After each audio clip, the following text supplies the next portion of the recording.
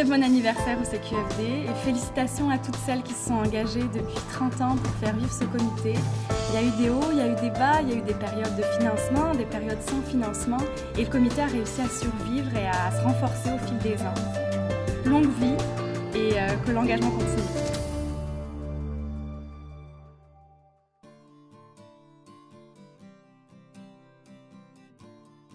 Le CQFD est né il y a 30 ans et a fait un travail extraordinaire pour augmenter cette prise de conscience-là dans les organisations sur les questions d'égalité entre les femmes et les hommes.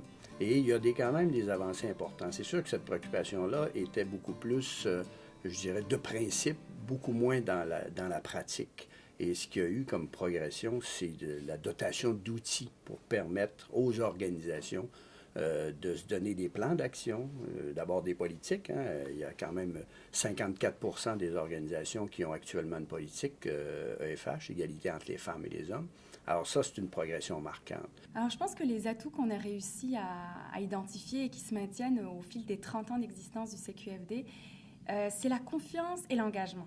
Je pense que c'est un comité au sein de la COSI qui est particulièrement actif grâce aux membres, aux personnes, aux individus qu'il compose.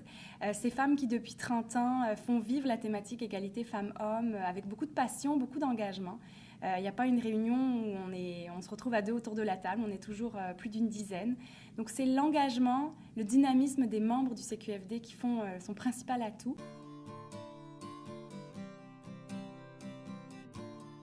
Les défis qu'on va certainement avoir à rencontrer au niveau du Comité québécois Femmes et Développement, ça va être un défi au niveau du financement, à la fois à la COSI même, de maintenir le poste de chargé de programme en égalité entre les femmes et les hommes dans les prochaines années, c'est un défi.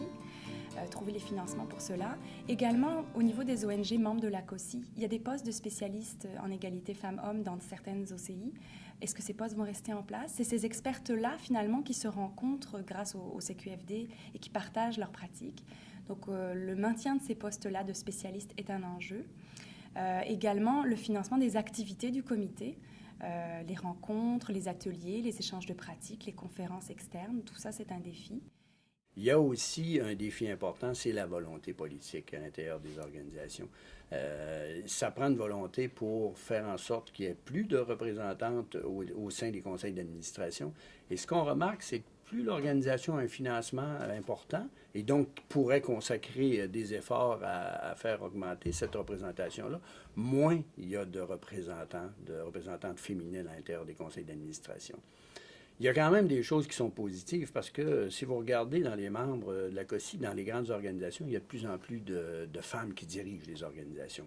Mais au niveau des conseils d'administration, je pense qu'il y a un travail important à faire. Donc le rôle du Comité québécois Femmes et Développement dans les prochaines années, ça va être de continuer à offrir un espace d'échange et de concertation entre les membres pour aborder cette thématique de l'égalité entre les femmes et les hommes et ses différents défis. Aborder les nouvelles tendances aussi de cette approche. Et on doit sensibiliser le public québécois sur les réalités des femmes dans les pays du Sud et sur comment les ONG québécoises travaillent à leur côté. Autant le rôle du Comité québécois Femmes et Développement a été important il y a 30 ans, quand ça a été pour mettre en place cette structure-là, puis de faire cheminer les organisations dans une situation qui est beaucoup améliorée.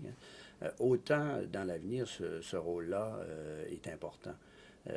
D'abord pour guider les organisations, continuer à les guider dans la bonne direction, parce que ça prend quand même collectivement une réflexion commune, ça prend des stratégies qu'il faut développer ensemble.